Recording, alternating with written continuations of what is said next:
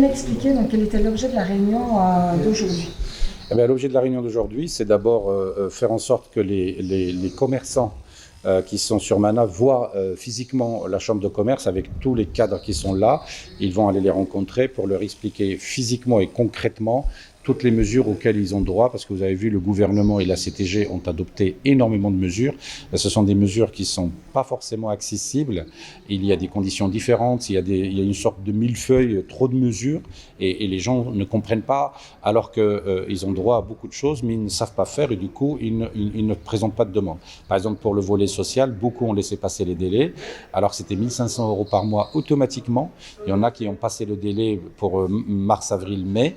Il fallait déposer avant le 31 juin, ils ont perdu 4 500 € parce qu'il n'y avait personne pour les aider à dire il suffit de remplir un papier comme ça pour avoir 4 500 €. Or, 4 500 € pour un commerçant mananais par les temps qui courent, c'est quand même de l'argent et c'est quand même important. Voilà, on a décidé de venir là pour faire ça.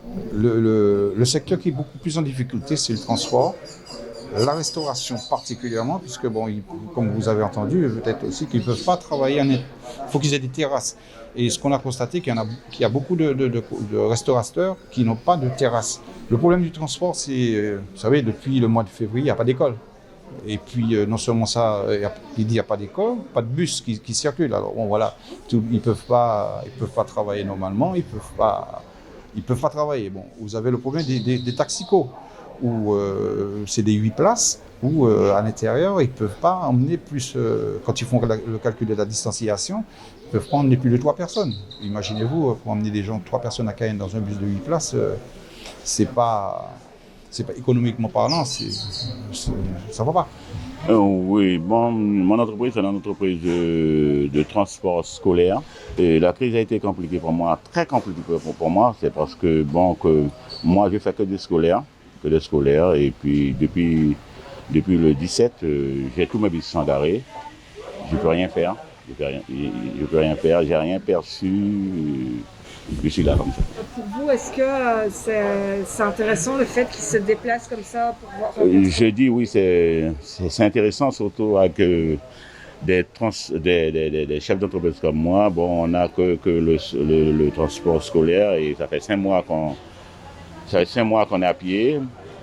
À part le scolaire, on ne peut rien faire. Alors je pense que si jamais on peut trouver quelque chose, ça nous arrangera. Ça fait des années que je suis à Mana et c'est la première fois que je vois une aussi importante délégation sillonner les rues, venir à Mana, mais surtout aller dans les autres communes de Guyane, notamment à l'ouest. Donc oui, c'est la première fois. Même moi, qui suis premier magistrat de la commune, il y a des informations que je n'avais pas, que j'ai appris aujourd'hui.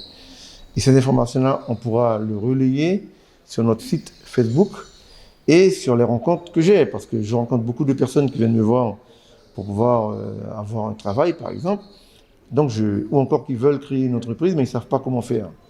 Donc, leur démarche permettra, je dirais, de faciliter les choses et de voir comment nous pouvons réorienter les gens. On va installer une borne électronique ici en cette mairie pour que les gens qui ont des formalités à faire à la Chambre n'aient plus besoin d'aller jusqu'à Cayenne pour faire cette formalité. Ils la feront de manière digitalisée et dématérialisée. Et donc ils déposeront leurs documents sur cette borne. Ce qui fait que mes cadres, vous savez qu'on a une antenne à Saint-Laurent et on a le siège à Cayenne, vont pouvoir réceptionner ces documents, vérifier s'ils sont bons, s'ils ne sont pas bons, s'ils manquent ou s'ils ne manquent pas.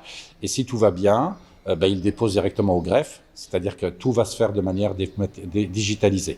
Mais la digitalisation ne veut pas dire qu'on ne nous verra plus. Au contraire, ça veut dire qu'au contraire, comme on aura moins de choses à faire dans nos bureaux, on aura moins de temps à consacrer aux gens physiquement, puisque tout se fera de manière dématérialisée.